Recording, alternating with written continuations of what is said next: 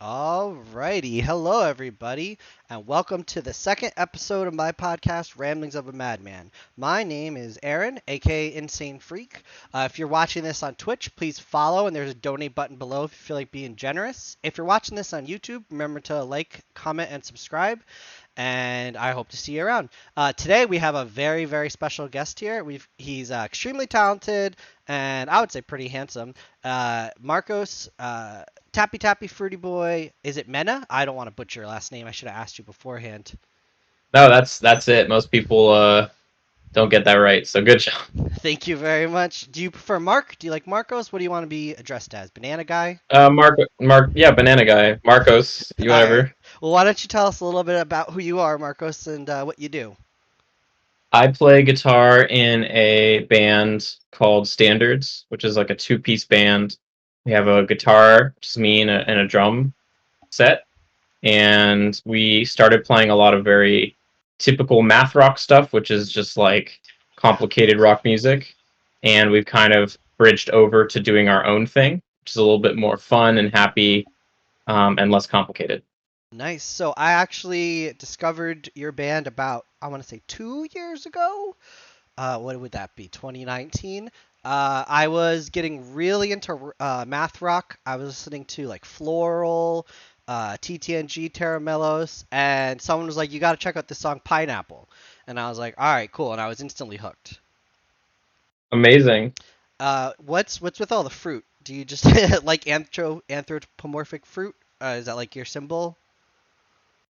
Yeah, it's just a good mascot for the band. I think it's really symbiotic with kind of the musical aesthetic of it, and I thought it was just a good imagery since we don't have any lyrics. I think it's good to have something that people can latch on to.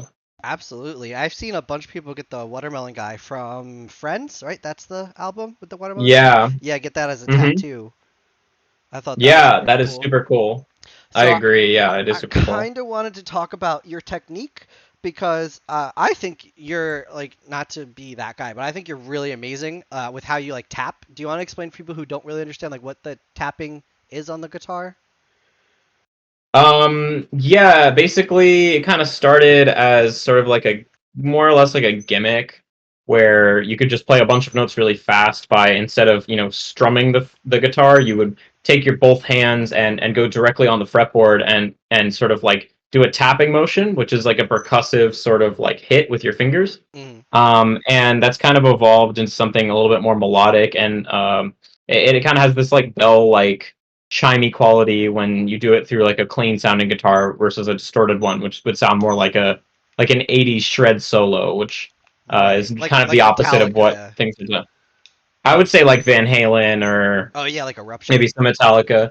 Yeah, like I think that would be more emblematic of that. But yeah, I think it's really birthed a whole new thing, and I think people are definitely doing that. I definitely got really into that technique exclusively, but I really have tried to focus more on just like making songs that I feel like are good because I think I focus too much on that technique, which something that you're highlighting as like something I do, which I love doing lots of crazy stuff, but I also try to not just make it about that, you know. Speaking of crazy stuff, I think it was you. Did you play Sleepy Tea by Chad on two guitars?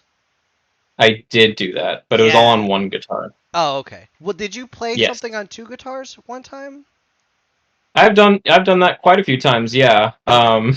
Yeah. That's really impressive. Are you ambidextrous at all, or did you just like train yourself to be able to use both? No, I just sat down and just tried it slow and then I just did it faster and then I was like, all right, let's get a camera and film it. When did you guys, or when did you form the band? I formed the band in 2017 with a classmate who's no longer in the band, Okay, and I kind of kept it going. It's kind of been like my project, that's and it's been awesome. fun to, yes, yeah, to keep going. You play shows and stuff, right? I'm pretty sure I've seen you advertise that a lot. Not recently No, because but you of used to, right? pandemic. Yeah, yeah, 100%. Who are some of the bands that you liked playing with the most? Ooh, that's a tough question. Or who are some Really, of the I've bands you never like had playing with? Maybe. probably Floral, just because they're like super good friends and we always have a fun time like we did a tour together, and we would just like roast each other on stage, and it was great. We did a battle set also, where Oh just my we god, would just that's took turns awesome. playing songs. Yeah, I think it's just really cool to have a band that wants to have a good time, you know. Yeah, I'm a huge floral guy. They're really good. I love math rock in general. I'm into a lot of different genres. Is there any, not just specific genre, but type of music or couple of bands that inspired you to get started with what you do? I think it's funny you mentioned Terramellos because I took lessons with Nick Reinhardt from that band, Ooh. and he kind of got me started with all that. And yeah, no, it was super cool to learn from him, and that definitely inspired me to an extent to really try to get better at the guitar and delve into that a bit. But yeah, like I bet a bunch of the bands you mentioned, basically just like TTNG and you know, I didn't actually hear a Floral until like Hmm. um after we started the band, which is funny. And then you're like, oh, they're doing what we do. Well, we're doing what they're doing, right? Yeah. But I think we started with one thing, and I think now we've become like two different bands, like completely. But it is still really cool to it's still really cool to know them, you know. His name is Nate, right? Nate Sherman. Yeah, Doesn't he look like a Wish version of Michael Cera? Not trying to be rude to him. yeah. No, I mean I get it. I can see the comparison. I mean, people have said we look alike. Also, they've confused us on Oh multiple wow, occasions. that's It's funny. funny. Yeah, Uh, yeah. what kind of music do you currently listen to? I've been on a really big new wave kick, so like Devo, and like what's the other band that I was thinking of? I was gonna say also the Aquabats because they kind of copied Devo later in their Yeah, career, and absolutely. I've just been doing that for this week basically. But next week it'll probably be different. I like to also listen to lots of different stuff. Yeah, I used to be really big. I mean, I still like Dance Gavin Dance, but they were like, I only listened to Dance Gavin Dance and stuff like it for like a couple of years. And I was like, this is the only kind of music. And then I started branching off. I was like, how about we try something new? And that's when I got into math rock. And recently, I've actually been listening to a new genre called hyperpop. I don't know if you're familiar with Yeah, like 100 gex. yeah, I definitely am. It's just crazy to see how music evolves and what you people can consider music. Yeah, I mean, I think there's a lot more overlap between things than people think. Like, if a genre makes someone feel a certain way, and a different genre makes someone feel a similar way, I think the two genres are more similar than people would care to admit. Even though the instrumentation or the styles are like the visual aesthetic is different. And Absolutely. I think hyperpop actually does have a lot. Like 100 Gex might have more in common with like a band like Dance Gavin Dance than you'd think if you really think about it. Oh yeah, absolutely. Hmm. What do you like to do for fun besides guitars and playing music? Oh man, right now I'm really deep into Smash Bros. Like I never really played it. I didn't really grow up with video games, and I got really deep in the music thing, so I didn't really have that like mindset ever. And so I got a Switch for my birthday this year, which was a Hmm. couple months ago, and I got Smash Bros. And I tried to play it, and I was not very good at it. And then Forrest from the band Covet was like, "Oh, I you love just got them. Smash Bros. I'm gonna train you up." And so I would go to his house all the time, and he would just beat me into the ground constantly. And I just got better and better. And finally, now we can play more or less as equals. Like I definitely think he's way better than me still, but just been playing that a lot and just trying to get really good at that game. That sounds like an anime arc. Like you're Goku and Forrest was King Kai, and you have to lose, lose, lose until you finally get good enough to win. That's how it feels, but it's good. Like I think with music, and I wouldn't say that I'm like done learning stuff about music, but it's not something that I feel very comfortable in my knowledge with a lot of technique and stuff. I feel more like interested in trying to experiment and be creative, so I'm Hmm. practicing that. But Smash, it's a lot of like, it's a lot of technique as well, and I feel like I'm relearning like a new instrument, but it's Smash Brothers, so it's cool. Absolutely.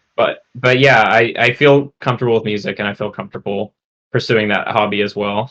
Um, when I play Smash Brothers, I like to think I'm good because I started playing on the N64, but I don't own Smash Brothers. So I'll go over to my parents' house to see my brother, and he'll just play Pac-Man, and he'll destroy me in like 9 out of 10 games. And maybe one game he won't pick Pac-Man, and I'll beat him. But who do you play? Rough. My main was Cloud. I still play Cloud a lot, but I got the DLC, so I started playing Sephiroth a Oh lot, yeah, he looks and OP. he's really good. The problem is you can't get hit, like he dies really early, so it's a bit difficult. And Bowser's really great. I love playing Bowser. I just got into Roy. Roy is really awesome, and I'm trying to get better with Roy.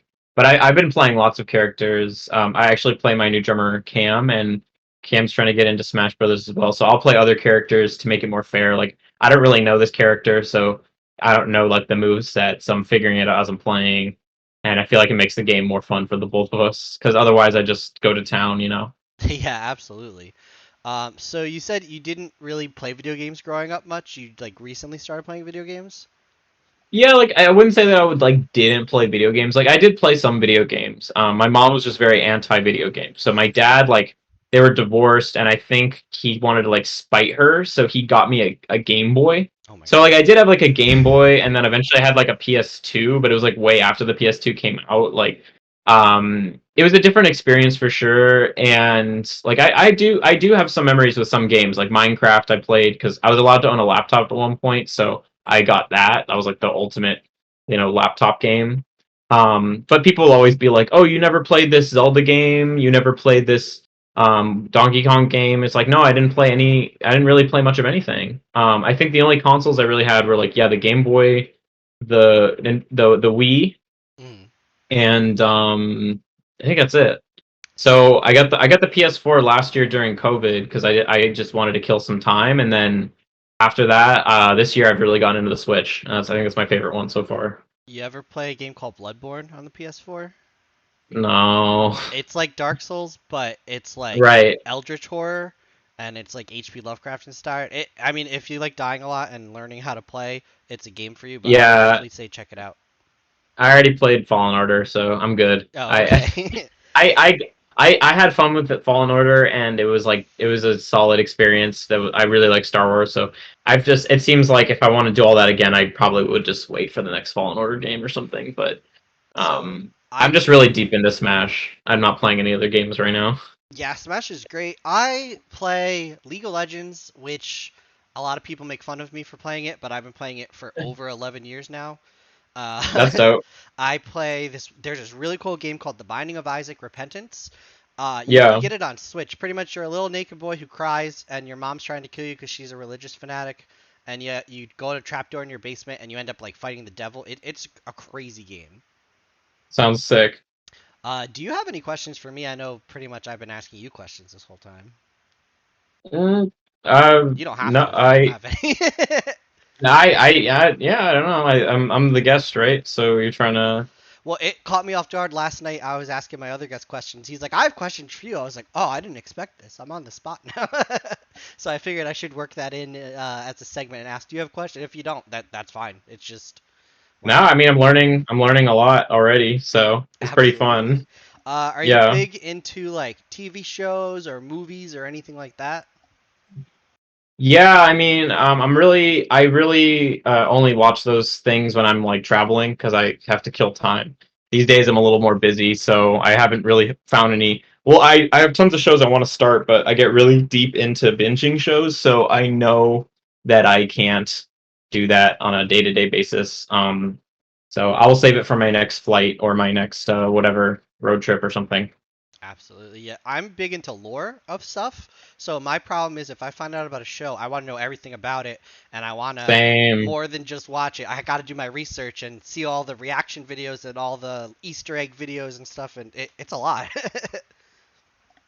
Like, Yeah, 100%. Yeah, I agree with you. And that's another problem. I can't really just pick up shows for that reason because I get really deep into it. Like right now, I'm just like hanging on for that Demon Slayer season. oh yeah. And I know I could go on the wiki and look at a bunch of stuff, but it's gonna spoil the show for me. Right. So And that's no I'm because fun. the manga's already been concluded, I believe. So I'm just gonna wait and just watch the anime. So speaking of anime, I had never seen My Hero Academia until about a month or two ago, and I was Same. supposed to. So for my job, I stream on Twitch, and I'm starting to branch off into YouTube. But I was supposed to stream for 8 hours on 2 days, and instead I watched 50 episodes of My Hero Academia in a row, and I had to stop. Yeah, So that's I kind of my get the problem. whole wanting to binge stuff. Yeah, I completely understand that. Name five animes that you like, if you have five. 5 animes that I like. Oh man. I mean, I like a lot. It's not the problem. It's just the five. It's Or like name a I really couple. got to think. Well, I'm probably gonna rewatch Cowboy Bebop because they're doing that new Netflix live action, and so Yeah. I wanna relive it and then watch that and see how it holds up. I haven't I seen that in rewatched like Death 10 Note. years. Ooh, I didn't like Yeah, it's Death really Note. good. Oh, okay. But I'll I talk only to you saw a later, few dude. I only saw a few See episodes, ya. so I can't really say anything. I have to go Dude, back and rewatch dude, it. dude, don't say anything until you finished it because the first couple episodes it's like a little slow and it gets so fast paced. It's like a speeding train a couple episodes in. So I would urge you to rewatch it. It's really good. Um but yeah, Death Note was a big one for me. I was surprised like Demon Slayer, because it felt like a traditional sort of shonen style anime and when I got a couple episodes deep into that, it really started switching up on me, and it became like its own thing, and I really dug that Demon Slayer's like a great. lot. Yeah, Naruto, of course. Like I was a big Naruto fan, and then I don't know, it's really good. It's like a hamburger, but I think there's other things that you can eat besides hamburgers. It's good. Have you seen Um, Attack on Titan? I actually haven't. I wanted to start that. The other anime I was going to mention is Hunter x Hunter. I have not seen Hunter x Um, Hunter yet, but I've heard good things. it's probably one of the best anime ever made. Not gonna not I gonna front. have heard that, yeah. So my mom is like not super conservative, but she was super like, I guess sheltering. When we were young, we couldn't watch Fairly Odd Parents because they said the word "shut up," and she didn't want us to start saying "shut up" to people. But fast forward years later, the Demon Slayer movie's coming out, and my mom took my brother to see it. I was like, "You're gonna go watch Demon Slayer?" And she's like, "Yeah, well, I'll give it a chance. Your brother likes it." And she came back and she was like, "That was such a good movie." And I was like, "Really, Mom? You like Demon Slayer?" That's hilarious. Yeah. Um, Give me 1 second here. Sorry, I'm just turning my volume up. All right. So have you, when you played and like went to play shows and stuff, did you tour or did you mainly play local? Yeah, we toured a lot, especially in 2019 before COVID. And 2020 was supposed to be a big touring year as well, and then everything got shut down. So I've just been cautious about doing shows again because it just seems like tours are getting canceled a lot, and the sort of the music industry trying to get back on its feet, but it's just not a for sure thing. So we're trying to get back out there and do stuff, but it remains to be seen whether that'll be something that's more stable or not. But I'm kind of acclimating to just doing shows here and there, and then a tour here and there, and trying to focus more on just releases and other aspects of music because touring can be kind of brutal and but it is really fun just to go to other countries and play. I think that was probably my favorite part about it. Oh, where have you played besides the like what other countries? Um, Probably my favorite one was the UK. But we played in Canada and Mexico, and we were slated to play in Europe and South America, and then those COVID. things fell through. So yeah, That's COVID. awesome. Yeah, Do you have any yeah, 100%. interesting tour stories? I know you told us about like the floral on stage guitar battle.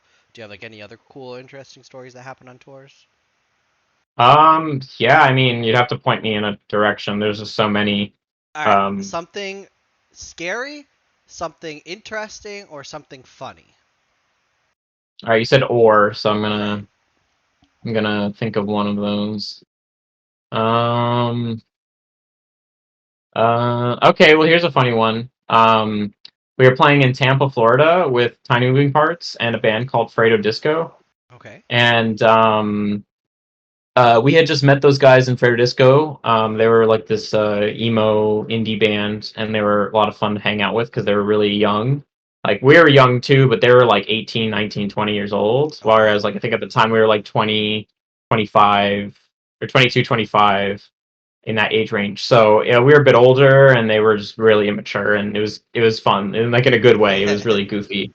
Um, but the lead guy Fredo, who's I guess was his band, um, he like texted me one day like while we were setting up for the show, and he's like, "Hey Marcos, I'm getting a standards tattoo right now," and I was like, "That's a pretty funny joke, dude." He's like, he sent me this address to a tattoo place. Mhm. So me and the drummer I was playing with at the time like walked down there, and he was like actually getting a tattoo on his arm of like the standards, the mascot. The watermelon. And I just thought that was really funny, yeah, because he just did like I had met the dude like 2 weeks earlier, and he Wow, was just getting this tattoo. Yeah, it was really funny. that is pretty immature though. No, but it was It's funny, you cool know. for him to support you. That's awesome. Yeah, I felt supported. I just was like, "Are you sure, dude?" Like, you know. How many guitars do you own? Right now I own there's really two that I play consistently, Mhm. and then I have two others. Like I have an acoustic and an Ibanez Geo, but the main ones I play are this RST's guitar that was made for me. Oh, that's Um, awesome. I think I've seen that one. yeah, yeah, and the St. Vincent signature, which I also really like. So they're both Nice. really great. I really like the RST's the best, and I just ordered another one for next year, so I'm really excited for that one to come. Because they're both really cool. I really like them. That's pretty awesome. I think your new song that you put out, quote unquote, recently was Papaya, right? Yes. It's that's I think that was like a month ago, maybe in August. Hmm. Yeah, that's a really good Yes. song. Is that going to be part of I don't know if you can spoil anything, but like, are you coming out with a new album or was it like a Yeah, one-off? this Friday actually we'll be having a new EP Oh, out, nice. Do you have a name for it and then yet? we're shooting. Yes, it's all been announced on our Instagram. Oh, It's called Yum, and it'll be out this Friday, and you can get it for pre-order now, and we'll be continuing to sell it on our store and hopefully at live shows if those work out. yeah, hopefully. Um, yeah, I know a lot of people are having problems with being vaccinated and still getting COVID. Like, I'm not trying to be all political about the vaccination or anything. I'm just saying, like, I noticed I was supposed to see Dance Gavin Dance in October in New York City, and the lead singer just got COVID, Tillian, even though yeah, and so they had Andrew Michael Wells step in for vocals, but then they've canceled a bunch of the shows already. So I don't even know if I should wait and see if it gets canceled or sell the tickets. It's yeah. really hard for music right now. Yeah, I mean, you'll get refunded if it doesn't work out. It's also, I think it depends on the tour because for that tour specifically, I noticed they have five bands playing, and Mm, so if you have five bands with an average of four people per band, there's like 20 people plus crew. right. You're probably looking at like 40, 50 people on that tour. It just takes one person to infect everyone else because everybody's walking around interacting, and you also are playing to like over 1,000 people a night. So if you're doing VIP or if you're doing stuff at the merch booth, like you're just increasing that exposure. Plus, you're using gas stations on the road and going into restaurants and like living on the road and hotels, and Everybody's so you stacked just into the van. yeah, it's just exposure, exposure. So for smaller tours, I think it's more of a thing. But yeah, I would say like for that tour, at tours of that size, really, like we've seen like I was watching like the Spirit Box. They were going to open up for Limp Bizkit, and that just got canceled. Like the plug got pulled Yeah. immediately on that because they were just like we don't feel comfortable doing stuff like that. So I think it's just a tricky time to be doing all that. And hopefully we can kind of come together and sort that out because that would be really cool. I really liked when the pandemic happened how a lot of bands live streamed concerts instead. I thought that was a really cool concept. Yeah, I think it's cool too. The only thing that has been difficult about that is that as someone who did that quite a few times, it is weird like playing to in an empty room and talking to a camera and being like, "Hey, what's up, guys? Like, how are you? Doing?" And it's just weird because especially when you're playing in front of people, you guys really feed off of the energy together, and I think Right. like music is definitely an emotional experience, and I did not feel that playing live. I don't feel emotionally connected to people when I'm playing in a room by myself or with someone else, and we play a song and there's no cheers or applause or anything. It's really weird. Yeah, no, I feel you on that. So when I started streaming on Twitch, it was hard for me. Like a lot of times I'll play video games and I'll call someone on Discord or like in-game chat and I'll feed off of them and what they're saying and we'll just, go back and forth and tell jokes and stuff. When you're on Twitch and you're alone, you have to get yourself in the mindset of talking like praise you're talking to your chat, but you're basically talking to yourself. And at first, like I didn't have right. anyone in my chat or people weren't saying anything. I had viewers and no one's there. You just gotta like push through it and try to get comfortable enough. But I get with music, it's different because you're performing. With Twitch, I'm kind of performing, but I'm entertaining, and people aren't No, I feel expecting. you. But yeah, Yeah, I feel it. Yeah, are you that makes into sense. watching streamers? I know you don't have a lot of free time, but are you big into Twitch at all? No, and I've really wanted to get into it because people have always said like, "Oh, you should totally try it. It would be so super your thing." And it sounds super super cool. I definitely think I missed my boat. Like, it would have been cool to start over COVID, but Oh, maybe I'll do absolutely. it I some feel the point. same. I should have started Yeah, when I tried streaming because it turned into a huge thing when the pandemic happened, and I wasn't putting my all into it. Like I would just turn it on and then just play a game and ignore that the stream is on in the background. I'd tell people, "Oh, I'm streaming," but I wouldn't like interact. Like about I want to say 2 months ago is when I really sat down and was like, "All right, this is what I want to do for my career right now. So I need to go full force." And I know it's later than the pandemic's almost over and stuff, but I'm getting some support and I really enjoy it. It's a lot of fun. yeah. Maybe I'll start next year. I'm a bit tied up with school. I'm just finishing up like a master's degree Oh, online, and nice. it's Congratulations. kind of a lot of work. Yeah, thanks. It was something to do during COVID, and I don't think COVID's going to end also quickly, and I wouldn't be not disinterested in just trying to maybe try my hand at Twitch at some point. What made you, besides, you said you got taught by Tara Mellis, but what made you want to like start playing the guitar? Honestly, I think it was just a combination of like guitar is cool, and then I'm playing Guitar Hero, and like, I my have a friends story wanted to about start a that. band. Yeah, So I was ranked 25 in the world at Guitar Hero 2 when it was out years ago. I could play on expert without looking at the screen. I went to California for a tournament. I got fourth place, but out of the 100 people that entered the tournament, I think that's pretty impressive. And yeah, eventually, I got bored with the game because I was so good, I wasn't getting better. So I decided to learn how to play guitar, and I've been playing guitar ever since. yeah. That's so cool. It's just cool how one thing can segue into another. And I'm playing fake guitar, and I'm really good at it, so I might as well try real guitar, and maybe I'll be good. Right? Yeah, 100%. So you said you got a lot of stuff going up on. Wow, I can't talk. Hold on, I'm gonna sneeze. I guess a cough. You said you're working on a lot of stuff and you got school going on. You got the album coming out. You said on Friday, right? The EP or the EP. Yes, the EP. Yeah. Is there anything else we should expect from you soon, or are you just working on stuff?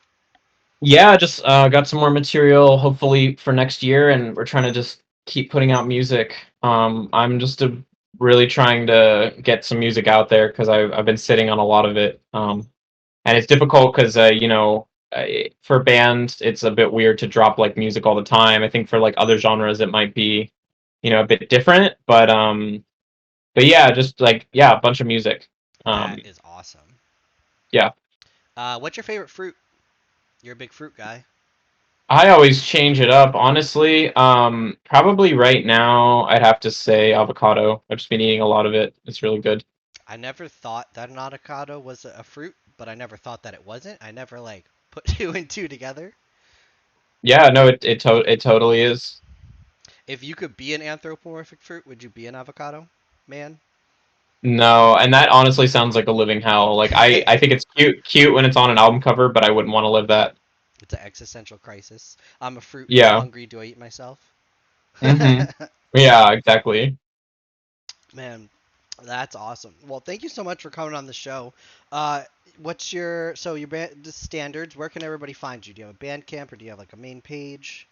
Yeah, just I think starting with Instagram, just at We Are Standards, and that'll take you everywhere else. That handle works pretty much for everything: Twitter, Facebook, At We Are TikTok. Standards. So if you're Yeah, watching this on YouTube, I'm gonna link that in the description. Yeah, So that's sick. awesome. Thank you so much for coming on, man. Was there? Do you have any questions for me now? Or I mean, I think this was a pretty good get to know who Marcos is podcast. No, yeah, thanks for having me on. It's just super cool. Awesome. Well, thank you everybody for tuning in. This should be up on YouTube tomorrow, and I have another episode tomorrow with the drummer from Pulses. So make sure you guys tune in for that. Thank you so much, Marcos, for joining me. Yeah, thanks for having me. All right, have a great night, everybody.